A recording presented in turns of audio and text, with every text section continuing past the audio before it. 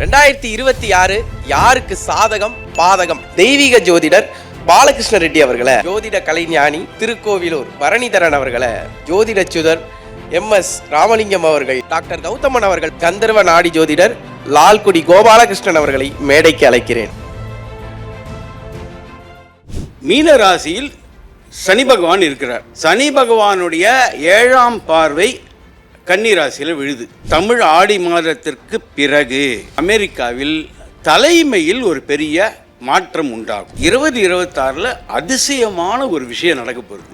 ஒரு சந்நியாசி, ஒரு துறவி இந்தியாவின் தலைமை பொறுப்புக்கு வருவார். இது நான் சொல்லல, கல்வெட்டில் இருக்கு. 2006 2015 ஏற்பட்ட வெள்ளம் தமிழ்நாட்டில் வரும். லக்னம் எந்த தேசத்தில் விழுகிறதோ அந்த இடத்தில் நீரால் சாவு. ஒரு விஷயம் தெரிஞ்சுங்க, ஒரு கட்சி எந்த கட்சி இயக்கமாக இருந்தாலும் 60 ஆண்டுகளுக்கு மேல் இருக்கவே முடியாது. 1947 ஆட்சிக்கு வந்த கட்சி 2007 வீழ்ந்தது. இந்தியா பொருளாதாரத்தில் முன்னுக்கு வரும், அதில் எந்த விதமான சந்தேகமும் கிடையாது.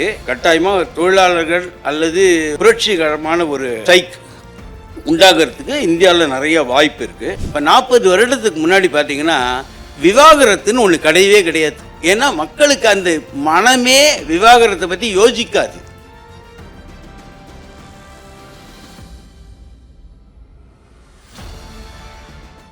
அடுத்ததா, இந்த என்னதான் வாழ்க்கையில் எல்லா விஷயங்களும் நல்லதாலும் இந்த உலகளாவிய விஷயங்கள்னு ஒன்று இருக்கும். எப்போதுமே ஒரு நாட்டில் போர் பதட்டம் இருக்கும், இன்னொரு நாட்டில் வெள்ளப்பெருக்கு இருக்கும். இந்த இயற்கை பேரழிவு 2026 எப்படியெல்லாம் இருக்க போகுது, நம்மளை ஆட்டி வைக்க போதா இல்லை அது அமைதியாக இருக்க போதா அப்படிங்கிற விஷயத்தை பற்றி பேசுறதுக்காக கந்தர்வ நாடி ஜோதிடர் லால்குடி கோபாலகிருஷ்ணன் அவர்களை மேடைக்கு அழைக்கிறேன். வணக்கம். லால்குடி சப்த ரிஷீஸ்வரர் அருளால் உலக மக்கள் நலம் பெற வேண்டும். பொதுவாகவே எனக்கு முன்னாடி பேரறிஞர்கள், ஜோதிட அறிஞர்கள் பேசினாங்க. அதில் என்னென்னா, பொதுவாக ஜோதிடர்கள் வரக்கூடிய நபர்களிடம் ஆறுதலாக சொல்லுவாங்க. ஆனால் அந்த வழக்கம் எனக்கு கிடையாது. காரணம் என்னென்னா, எனக்கு உண்மையை பேசுவது தான் பிடிக்கும். ஏன்னா இதுக்கு பதிலாக ஜோதிடம் பார்க்கப்படும்னு போர்டுக்கு பதிலாக ஆறுதல் சொல்லப்படும்னு எழுதிட வேண்டியது தானே.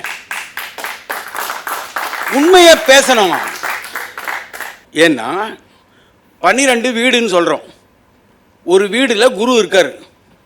அந்த குரு சமையல் அறையில் இருக்காரா, பாத்ரூமில் இருக்காரா, சுவாமி ரூமில் இருக்காரா, இது எதுவுமே தெரியாது. வீட்டுக்குள்ளே இருக்கார். அப்போது சமையல் ரூமில் இருக்கிறவரும், பாத்ரூமில் இருக்கிறவரும், சாமி ரூமில் இருக்கிறவரும் ஒரே சிந்தனையில் இருப்பாரா? இருக்க மாட்டார். சிந்தனை மாறுமா இல்லையா? நமக்கே குரு பொதுவாக கடகத்தில் இருந்தால் உச்சம். எப்படி உச்சம்?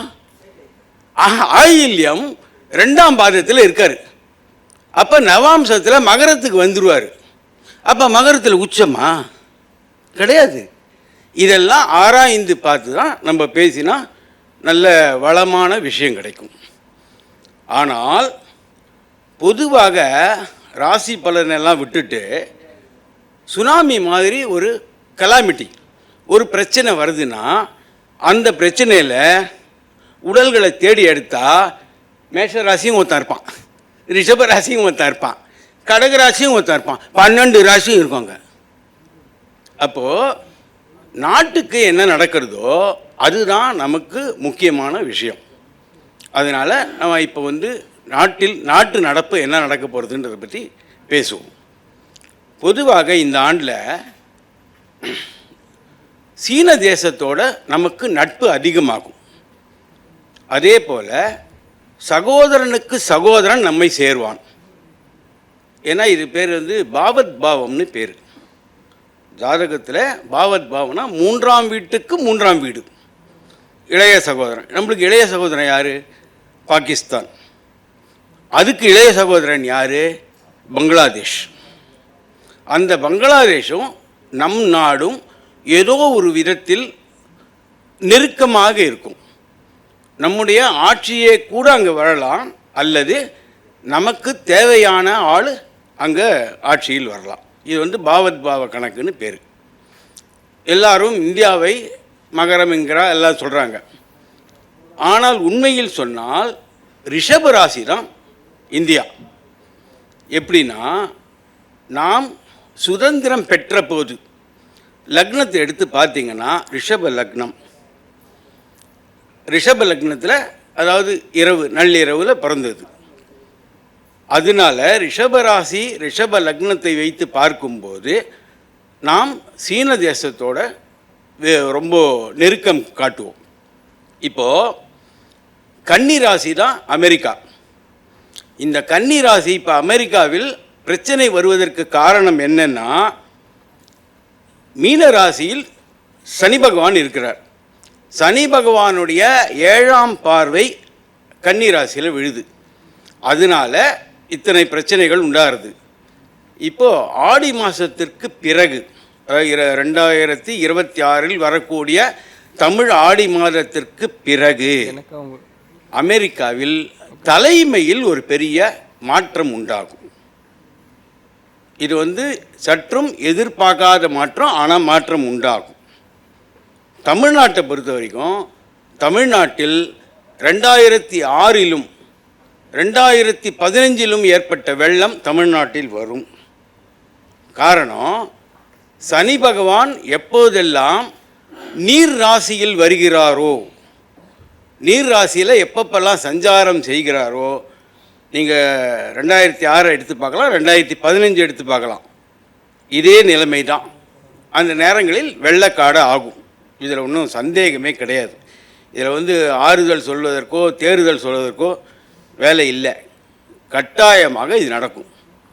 எப்படி சொல்கிறேன்னா, இப்போ நம்மளுக்கு தட்பவெப்பநிலையை சொல்லக்கூடிய வானியல் அறிக்கை எப்படி இருக்குன்னு சொன்னால், கனமான மழையோ மிதமான மழையோ குறைந்த மழையோ வறண்ட வானிலையோ நிலவும். இதுதான் நம்ம கேட்குற வானிலை அறிக்கை. இப்போ எல்லாம் வந்துடுது, அதில் மொத்தம் வந்துடுது. இந்த மாதிரி இல்லாமல் ஜோதிடம் மட்டும்தான் குறிப்பாக சொல்ல முடியும். உதாரணத்துக்கு சொல்கிறேன், 2015 வைகாசி மாத பௌர்ணமி கேட்டை நட்சத்திரத்தில் வருகிறது, செவ்வாய்க்கிழமையாகவும் இருக்கிறது என்று சித்தருடைய பாட்டு. கேட்டை மூட்டை செவ்வாய்க்கிழமை, இவ்வளோதான் வார்த்தை, ஃபார்முலா. எந்த ஆண்டு கேட்டை நட்சத்திரத்தில் வைகாசி பௌர்ணமி வரணும், 6 மாதம் முன்னாடியே, அந்த நேரத்தில் செவ்வாய்க்கிழமையாகவும் இருக்க வேண்டும். அந்த நேரத்தில் ஏற்படக்கூடிய லக்னம் எந்த தேசத்தில் விழுகிறதோ அந்த இடத்தில் நீரால் சாவு, நீரால் அழிவு. அப்போ நீங்கள் யார் வேணால் எடுத்து பார்க்கலாம். 2015 இந்த நிகழ்ச்சி நடந்தது. இதுபோல் கர்ப்போட்ட கணக்கு இருக்குது, வானிலை கணக்குகள்லாம் இருக்குது. இந்த வானிலை கணக்குகளை நாம் சரிவர பார்த்தால் கட்டாயமாக நம்மால் இந்த வானிலை ஆராய்ச்சி, இந்த 300 கம்ப்யூட்டர் 3 சேட்டலைட்டையும் தாண்டி 12 கட்டத்தில் கண்டுபிடிக்கலாம். இந்த வழிமுறை சித்தர்களாலும் முனிவர்களாலும் ரிஷிகளாலும் கர்ப்போட்ட கணக்குன்னு சொல்லப்பட்டிருக்கு. இது எப்படின்னா 60 வருஷத்துக்கு போடலாம். 60 வருஷத்துக்கு நம்ம இப்போ போடலாம், அடுத்த 60 வருஷத்தில் எப்படி இருக்கும் அப்படின்னு. ரெண்டாவது, பொதுவாக அரசியல் பற்றி நான் பேசுவது அல்ல, ஆனாலும் ஒரு விஷயம் தெரிஞ்சுங்க, ஒரு கட்சி எந்த கட்சி இயக்கமாக இருந்தாலும் 60 ஆண்டுகளுக்கு மேல் இருக்கவே முடியாது. தமிழ் ஆண்டுகள் 60 வருடம்தான். 1947 ஆட்சிக்கு வந்த கட்சி 2007 வீழ்ந்தது. நாமே பார்த்தோம். 2007 அப்புறம், அதாவது இருக்குது, கட்சி இருக்குது, ஆனால் ஓரளவுக்கு மேம்பட முடியல. அப்போது 1967 தொடங்கிய கட்சி எந்த நிலைக்கு வரும்ன்றது நீங்களே அனுமானம் செய்து கொள்ளுங்கள். 60 வருஷத்துக்கு மேலே எந்த கட்சியும் இருக்கவே முடியாது. காரணம், 60 ஆண்டு தான் ஒரு சர்க்கிள். இதுக்காக தான் 3 தலைமுறை வாழ்ந்தவர் கிடையாது, 3 தலைமுறை வீழ்ந்தவர் கிடையாது நம்ம பழமொழி உண்டு. ஒரு தலைமுறை என்பது 30 ஆண்டுகள். 30 வருஷம் கழிச்சா பையன் வந்துடுவான், 60 வயசு காய்ச்சுன்னா பேரன் வந்துடுவான். இதுதான் வந்து கணக்கு, சித்தர்களுடைய கணக்கு. 60 ஆண்டுகள் தான் ஒரு கட்சியின் இருக்கும், கட்சி இருக்கும், ஆனால் அதனுடைய இயக்கங்கள் அந்த அளவுக்கு வேகமாக இருக்காது. ஏன்னா 1947 வந்தது பார்த்தோம், 2007க்கு அப்புறம் அந்த கட்சியின் கதி என்னன்னு பார்க்குறோம். பொதுவாக வந்து அந்த கட்சி இருக்கிற மாதிரி தெரிகிறதே தவிர, இப்போ நம்ம பார்த்திங்கன்னா கரப்பாம்பூச்சி ஓடுற மாதிரி இருக்கும், எறும்புகள் தூக்கின்னு போகும், ஆனால் பார்க்குறதுக்கு கரப்பாம்பூச்சி மாதிரியே தான் இருக்கும் அது. அதுபோல் இறந்த நிலையில் இருக்கலாமே தவிர அந்த கட்சி 60 ஆண்டுகளுக்கு மேல் வாழவே, எந்த இயக்கமாக இருந்தாலும் நீங்கள் எந்த நாட்டில் எந்த இயக்கத்தையும் எடுத்து பாருங்கள், அந்த 60 ஆண்டுகளில் ஏதாவது ஒரு வகையில் புரட்சி வந்து அந்த கட்சி வீழ்த்தப்படும். மன்னராக இருந்தாலும் மன்னராட்சியிலேருந்து எடுத்து பாருங்கள், மன்னராட்சியிலையும் 60 ஆண்டுகள் ஆனால் ஏதாவது ஒரு பிரச்சனை வரும். அவன் சக்கரவர்த்தியாக இருப்பான், 60 வருடம் கழித்து பின்னால் வரும் தலைமுறை சிறைப்பட்டு போவான். இதுதான் வந்து காலத்தின் விஷயங்கள். ஆக மழை தமிழ்நாட்டில் ஓரளவுக்கு பாதிப்பை கொடுக்கும். இந்தியா பொருளாதாரத்தில் முன்னுக்கு வரும், அதில் எந்த விதமான சந்தேகமும் கிடையாது.